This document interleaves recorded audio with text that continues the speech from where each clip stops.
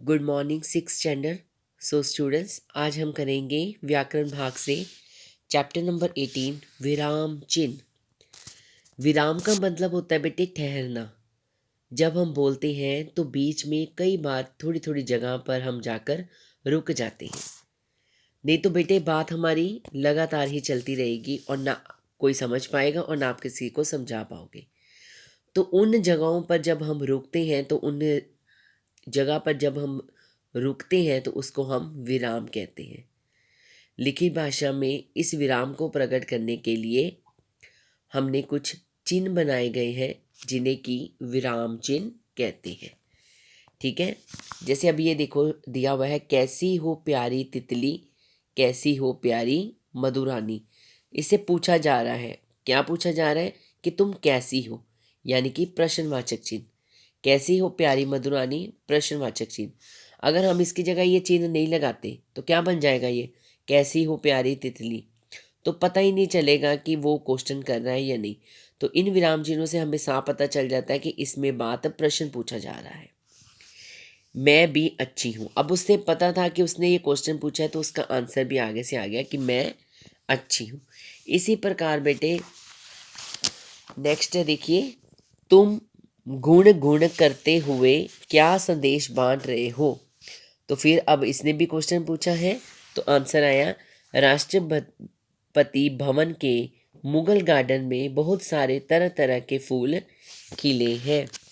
अरे वाह, ये तो खुशखबरी है, चलो हम सब वहाँ चलते हैं। इसका आंसर इसने दिया और इसका आंसर इसने दिया, यानी कि उसको पता चल गया कि विराम लगे हुए हैं प्रश्नसूचक चिन्ह। ठीक है, तो बातचीत में लगे। अभी आपको एक एग्जाम्पल देती हूँ, जैसे रुको मत जाने दो। अब आप सोचो ये सेंटेंस को गुनगुनाओ, तो रुको मत जाने दो इसका अर्थ हुआ रुको मत जाने दो। अब अगर हमें इस सेंटेंस में रुको के बाद अगर कोमा लगाते हैं तो बन जाता है रुको, यानी कि तुम सामने वाले को कह रहे हो कि रुक जाओ। ठीक है, मत जाने दो। ठीक है, अगर हम रुको मत के बाद लगा देते हैं तो क्या बन जाता है, रुको मत जाने दो। तो दोनों वाक्यों में कितना अंतर आ गया, यानी कि एक विराम चिन्ह की वजह से शब्दों के अर्थ, वाक्यों के अर्थ बदल जाते हैं। तो इसकी हम डेफिनेशन करेंगे, भाषा को लिखते समय विरामों को दिखाने के लिए जिन चिन्हों का प्रयोग किया जाता है उसे हम विराम चिन्ह कहते हैं। ठीक है, विराम मैंने रुकना, चिन्ह मैंने साइन। आप देखते हो कि रास्ते में जब हम जाते हैं तो ट्रैफिक में भी वहाँ पर साइन लगे होते हैं। लाल बत्ती देखकर हम देख ले कह देते हैं भाई अभी हमें रुकना है। येलो बत्ती आती है तो हमें पता चल जाता है अब हमें तैयार होना है, और ग्रीन पर हम चलना शुरू कर देते हैं। तो वो भी विराम चिन्ह है, साइन बने होते हैं। तो अभी हम इन साइनों का देखेंगे कि कौन सी बात कहने के वक्त कौन से चिन्ह लगाए जाते हैं।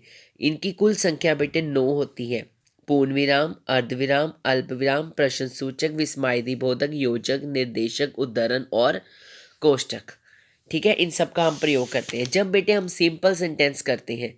कोई भी सिंपल सेंटेंस, उसके पीछे ये वाला साइन लगता है पूर्ण विराम, यानी कि डंडा। कोई भी सिंपल बात करते हैं, जैसे मैं बाजार जा रही हूँ पूर्ण विराम, मैं स्कूल जाती हूँ पूर्ण विराम। ठीक है, तो उसको हम लगाते हैं पूर्ण विराम जहाँ पर भी कोई बात सिंपली खत्म हो जाती है। नेक्स्ट बच्चे हमारा आता है अल्प विराम। अल्प विराम होता है बेटे जिसको हम इंग्लिश में कहते हैं कोमा। कोमा होता है ना जब बात ज़्यादा होती है और हमें बीच बीच में रुकना पड़ता है, तो वहाँ पर हमें इस अल्प विराम का प्रयोग करते हैं। जैसे पढ़ते लिखते समय जहाँ बहुत कम देर के लिए रुका जाता है, ठहरा जाता है, तो वहाँ हम अल्प विराम लगाते हैं। जैसे राधा कोमा रमा और वैभव पिकनिक गए, 500 1000 2000 के नोट बदल गए। ठीक है, बादल गरजते हैं, बरस जाते हैं। पिताजी ने कहा टीवी की आवाज़ कम करो।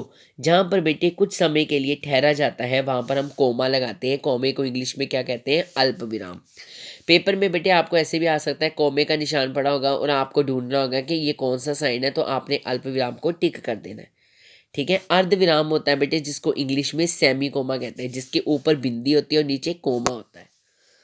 ठीक है, अल्प विराम से थोड़ा अधिक देर और पूर्ण विराम से थोड़ा कम देर रुकने पर लगाया जाता है। अल्प विराम होता है बेटे जहाँ कम समय के लिए रुकना पड़ता है, और जहाँ पर थोड़ा उसके हिसाब से ज़्यादा रुकना पड़ता है वहाँ पर बेटे हम सेमी कोमा लगाते हैं। जैसे मैं पहले आ गई, नवल आता होगा, लगता है बारिश आने वाली है, जल्दी चलो। इसका प्रयोग हम बेटे कम करते हैं लेकिन फिर भी कहीं ना कहीं किया जाता है। नेक्स्ट है प्रश्न सूचक चिन्ह, जिसको इंग्लिश में आप कहते हैं क्वेश्चन मार्क। इसको इंग्लिश में कहते हैं, हिंदी में कहते हैं प्रश्न सूचक। जब हमें बेटे किसी से बात करनी हो, क्यों, कब, कैसे, कहाँ, कब, कौन, ऐसे शब्द यूज होते हैं। क से, मेरी पुस्तक कहाँ रखी है, तुम कौन हो, मेरे कपड़े कहाँ पर पड़े हैं, तुम वहाँ कहाँ क्यों गई थी, तुम्हारा पेपर कब है, इस सेक्टर सेक्टर, तो वहाँ पर प्रश्नवाचक चिन्ह का प्रयोग होता है। ठीक है बेटे, जहाँ पर बात पूछी जाती है। नेक्स्ट होता है विस्मायदी बोधक। विस्मायदी बोधक का साइन होता है बेटे पूर्ण विराम के नीचे बिंदी, ऐसा साइन बना होता है, उसके कहते हैं विस्मायदी बोधक। ये बेटे खुशी के लिए, दुखी के लिए, हैरान होने के लिए, शोक हो आदि भावों के लिए प्रयोग किया जाता है। जैसे बाप रे मैं तो मरते मरते बच गई, तो ऐसे शब्द आएंगे। हाय मैं तो गिर गई, ठीक है, खुशी के लिए। वाह कितना सुंदर फूल है, ठीक है। हैरानी, ओह तुम्हें क्या हो गया, ठीक है। भय, हैरानी, ऐसे शब्द जो देते हैं, ऐसे शब्द यहाँ यूज होते हैं, वहां कौन सा चिन्ह आता है, विस्मायदी बोधक। ऐसे इस चिन्ह को कहते हैं विस्मायदी बोधक। नेक्स्ट है योजक चिन्ह। योजक चिन्ह का बेटे साइन होता है इस प्रकार, माइनस की तरह। ये दो शब्दों के बीच में लगाया जाता है। जैसे दो शब्द एक जैसे बोले जाए या एक दूसरे के साथ ही बोले जाए, जैसे सुख दुख, धीरे धीरे, ठीक है, सर्दी गर्मी, चाय कॉफी आदि, ऐसे शब्द होते हैं, वहां पे योजक चिन्ह का प्रयोग किया जाता है ऐसे, ठीक है, धीरे धीरे इट्सेट्रा। निर्देशक चिन्ह, निर्देशक चिन्ह भी बेटे इसकी तरह ही होता है, लेकिन इस चीज का प्रयोग तब होता है जब आप किसी को आदेश दे रहे होते हो, ठीक है, किसी को कोई काम करने के लिए कहते हो। जैसे उसने कहा तुम मेरे साथ चलो, वहां पे निर्देशक चिन्ह आएगा। जब दो शब्द एक जैसे दिखाई देंगे तो वहां पर भी योजक चिन्ह आएगा। नेक्स्ट है कोष्टक। कोष्टक बेटे कहते हैं ब्रैकेट को। किसको कहते हैं, ब्रैकेट को। कई बार बेटे हम कोई ऐसे शब्द लिखते हैं कि जिन शब्दों का अर्थ स्पष्ट करने के लिए हमें इसकी ज़रूरत पड़ती है। जैसे अब हमें ये सुनिश्चित पक्का कर लेना चाहिए, ठीक है। जैसे एक ही शब्द को हम लिखते हैं, डिफ़िकल्ट होता है लेकिन उसका ईजी भी लिखते हैं, तो हम उसको ब्रैकेट में ले आते हैं। जैसे हमें इसका प्रयोग करना चाहिए, अब प्रयोग के साथ जैसे हम ब्रैकेट चिन्ह लगा के उपयोग लिख सकते हैं, ठीक है। तो इस प्रकार का प्रयोग जब किया जाता है तो उसको हम कोष्टक चिन्ह कहते हैं। नेक्स्ट बेटे आपका है उद्धरण चिन्ह। जहाँ किसी की बात को ज्यों का त्यों रखना होता है वहाँ इसका प्रयोग किया जाता है। लोकमान्य तिलक ने कहा स्वराज्य मेरा स्वाधिकार है। इसको बेटे इन्वर्टेड कोमा जिसको इंग्लिश में आप बोलते हो, ठीक है। जहाँ पर किसी बात को ज्यों का त्यों ही रखना हो वहाँ पर इस चिन्ह का प्रयोग किया जाता है, ठीक है। ऊपर के वाक्य में बेटे उदाहरण चिन्ह दोहरा उदाहरण चिन्ह है, इकरा उदाहरण चिन्ह भी कहा जाता है। इसका प्रयोग किसी व्यक्ति के उपनाम इत्यादि के साथ किया जाता है, जैसे सूर्यकांत त्रिपाठी, निराला, रामदेव दिनकर। उपनाम बेटे यानी कि जो नाम से पहले शब्द प्रयोग किया जाता है या नाम के अंत में, तो वहाँ पर सिंगल कोमा लगता है। इसके बेटे जो प्रश्न उत्तर है ये वाले वो आपने नहीं करने, जो मैं आपको सेंड कर रही हूँ आपने वो वाले क्वेश्चन से करने हैं। और ये आपकी जो बैक एक्सरसाइज दी हुई है ये आपने फेयर कॉपी पर करनी है, इसकी मैं आपको फ़ोटो भेज दूँगी, ठीक है बेटे,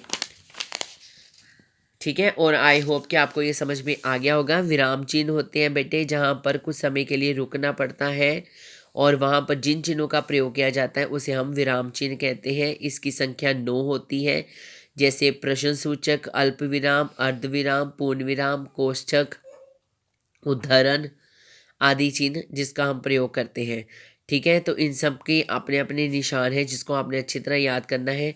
पेपर में बेटे आपको इसके एमसीक्यूज आएंगे और जो क्वेश्चन आपको मैं लिख कर भेज रही हूँ वो आएंगे, बुक वाले क्वेश्चंस नहीं आएंगे, ठीक है बेटे। Thank you so much.